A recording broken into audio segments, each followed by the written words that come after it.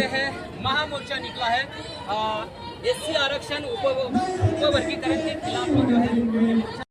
जय भीम नमो बुद्धाय। तुम्ही बघू शकता माझ्या मागे किती मोठ्या प्रमाणात आरक्षण या संदर्भात अशी रॅली निघाली आहे दीक्षाभूमी ते संविधान चौक पर्यंत।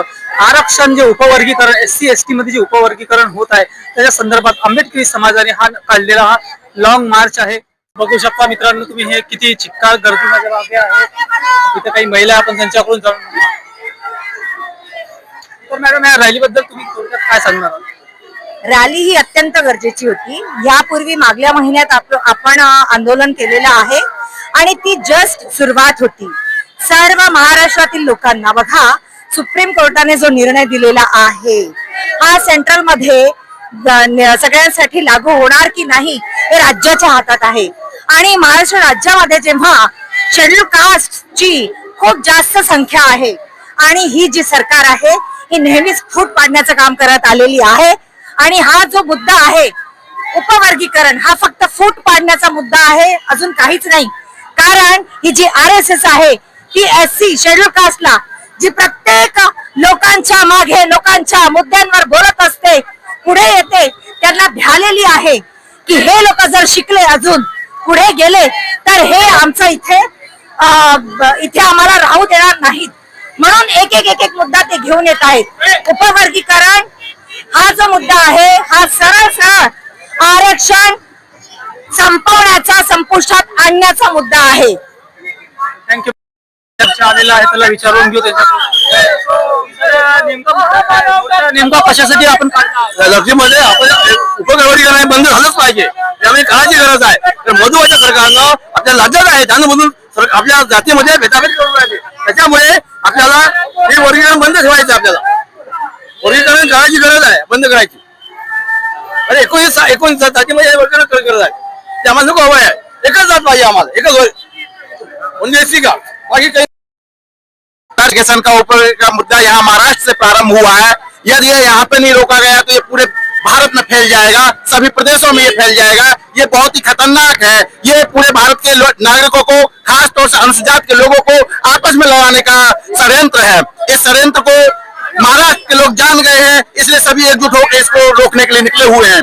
हम चाहते हैं कि पूरे भारत में इसका विरोध होना चाहिए और इस विषय पे समस्त अनुसूचित जाति के लोग एकजुट हैं, सभी इसका विरोध कर रहे हैं। कुछ धूर्त लोग हैं जो उनके षड्यंत्र में फंस जाते हैं, वही उनके उसमें फंसे हुए हैं। अन्यथा पूरा अनुसूचित जाति, पूरा SC ST OBC सभी इसमें एकजुट है। हम सभी, मैं उत्तर प्रदेश से इसमें मोर्चा में शामिल होने के लिए आया हूँ। उत्तर प्रदेश के भी सभी लोग इसके विरोध में हैं। इसे न यहाँ होने देंगे, न ही उत्तर प्रदेश में होने देंगे, पूरे भारत में किसी भी प्रदेश में इसको नहीं होने देंगे। सबका एक्सप्रेशन वो कहीं नहीं होने देंगे। में हर जगह रहेगा ये प्रदर्शन, हर जगह चालू रहेगा। कब तक ये अपना आरक्षण बंद बंद नहीं होता, कुछ लोग ये चालू ही रहेगा। हर विश्व के और जितने भी स्टेट है अपने भारत के अंदर सभी स्टेट में ये चालू रहेगा। उत्तर प्रदेश आए हुए, मध्य प्रदेश जाएंगे, सभी देश जाएंगे, मनवादी जाएंगे, सभी लोग कहना है उपकरण ये रद्द होना चाहिए। मनवादी सोच के लोग जो भी आरक्षण की सुविधा मिली हुई है वो इन लोगों को ना मिले, इसलिए आपस में लड़ना चाहते हैं। और नॉन फार्मास्यूटिकल कह के हमारे SC ST की सारी वैकेंसी को कन्वर्ट कर देंगे सब उसमें और स्वतः ले लेंगे, नहीं किसी भी वर्ग को मिलेगी, किसी भी ABCD किसी भी वर्ग को नहीं मिलेगी। इसलिए आप थँक्यू सर। समज रहेंगे। Thank you sir. आणखीन बरेच लोक आहेत त्यांच्याकडून मी आपण जाणून घेऊया। आरक्षणाचा नेमका मुद्दा काय आहे? उपवर्गीकरण म्हणजे आरक्षण संपवण्याचं एक षडयंत्र आहे। त्याच्यामुळे उपवर्गीकरण जातीमध्ये भेद लावण्याचं षडयंत्र आहे। त्यांच्या नेमक्या मागण्या काय? उपवर्गीकरण रद्द झालंच पाहिजे, उपवर्गीकरण रद्द झालंच पाहिजे। चला थँक्यू खूप खूप। आणखीन बरेच लोक आहेत त्यांच्याकडून मी आपण थोड्या प्रमाणात त्यांची प्रतिक्रिया जाणून घेऊया। सर्वप्रथम महाकारुणिक तथागत गौतम बुद्ध, परमपूज्य डॉक्टर बाबासाहेब आंबेडकर तसेच श्री छत्रपती शिवाजी महाराज ह्या सर्व महापुरुषांना मी अभिवादन आणि वंदन करतो। आज 59 जातीच्या महामोर्चा इथे दीक्षाभूमीवरून ते कलेक्टर ऑफिस इथे निघालेलं आहे।